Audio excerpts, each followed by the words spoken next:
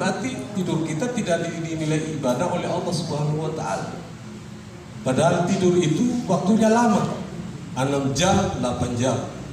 Kalau kita tidur tidak pakai doa, maka berarti kita lalai kepada Allah. Kalau 6 jam tidur, 6 jam juga kita lalai. Olehnya itu penting segala kegiatan kita di dalam kehidupan ini kita harus sertakan nama Allah di situ.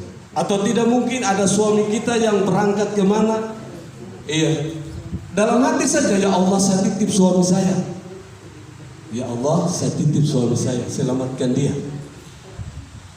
Nah begitu. Jadi di segala kegiatan kita sertakan nama Allah. Jadi itu yang dikatakan sebagai ibadah. Kemudian di sini katakan jangan mempersekutukan Allah. Kalau kita sudah beribadah, jangan lagi mempersekutukan Allah. Maksudnya kita percaya kejadian ini selain daripada Allah. Sebagai contoh, kalau kita sakit, kita yakin bahwa kita pergi dokter supaya sembuh. Seakan-akan yang sembuhkan kita itu adalah dokter.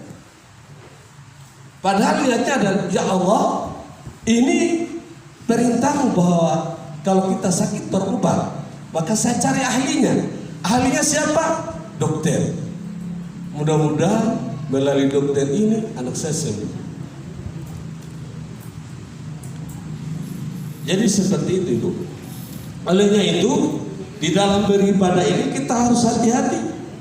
Jangan sampai kita beribadah ini ada campurannya. Istilahnya kalau sebuah susu, mungkin susu yang mahal 1 gelas, tetapi setelah dimasuki apa namanya itu, jangankan nyamuk, semut saja sudah dianggap kotor. Kita tidak bisa minum ini susu yang kita mau minum ini karena ada campurannya. Kita berusaha, kita buka itu semut yang ada di dalam gelas. Nah, setelah kita buka baru kita minum, baru kita senang. Kita minum, ini minuman sehat.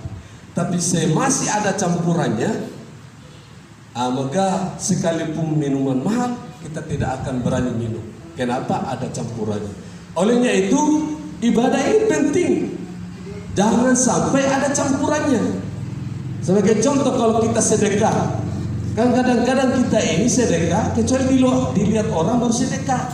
Itu kan penyakit hati namanya, suka dipuji. Nah bagaimana kalau kita sedekah tidak dilihat orang, hanya kita saja dengan Allah Subhanahu wa taala?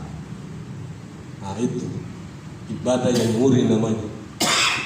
Tapi kalau kita sudah ibadah ada campurannya. Yang tahu campurannya itu bukan orang lain. Yang tahu campurannya itu adalah kita. Umpama saya dengan Abdul Latif, saya bisa tipu Pak Abdul Latif ini. Saya pura-pura baik dengan dia, ketemu dengan dia saya senyum, saya bicara baik-baik dengan dia. Tetapi Allah dia tahu hati saya, bahwa saya ini benci dengan Pak Abdul Latif. Orang lain tidak tahu. Jadi yang tahu ibadah kita itu bercampur dengan yang lain hanya kita dengan Allah. Sebagai contoh, kita datang di majelis ta'lim ini, tidak ada yang tahu ini. Tidak ada yang tahu ini yang ada di dalam ini bahwa saya datang ini karena perintah Allah. Siapa tahu ada tendensi lain mungkin supaya saya dibilang saya orang yang taat. Yang tahu itu adalah diri kita dengan Allah Subhanahu wa taala. Jadi itu adalah ibadah. Jadi ibadah itu penting. Setelah kita tahu ibadah, maka kita disuruh untuk berbuat baik kepada orang tua, kedua orang tua kita. Kalau orang ibadah kemudian tidak taat kepada orang tuanya, maka ibadahnya tidak diterima. Kenapa? Ibadah kita bohong. Karena rentetan dari perintah ini adalah sembah Allah, kemudian berbuat baik kepada kedua orang tua, berbuat baik kepada tetangga, kerabat. Apa maksudnya ini? Setelah kita tahu ilmu agama, maka kita harus berbuat baik kepada orang tua. Setelah kita berbuat baik kepada orang tua, kita berbuat baik kepada ahli keluarga kita, tetangga-tetangga kita. Jadi kita berbuat baik kepada orang tua ini ada pintu surganya. Birrul walidaini. Iya.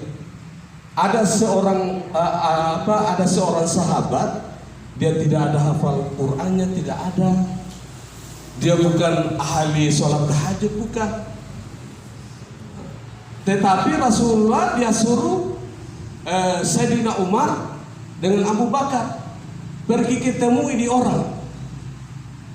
Kalau ingin masuk surga, maka dicari itu orang. Setelah dicari diintip-intip, apa amalannya ini orang? Malam juga dia hanya tidur saja. Kemudian setelah itu pagi dia berangkat ke pasar. Apa sebenarnya ini amalannya ini orang? Setelah 3 hari diintip itu, karena sudah capek diintip, tidak ada amalannya. Terus dia tanya itu pemuda, hai si fulan, apa sebenarnya amalanmu? Sampai Rasulullah ada menyuruh saya untuk ketemu dengan saudara. Sampai sampai Rasulullah dia suruh kepada engkau untuk minta doamu, katanya. Apa sebenarnya amalanmu? Maka pada saat itu dia katakan, saya tidak ada amalan. Amalan saya dagang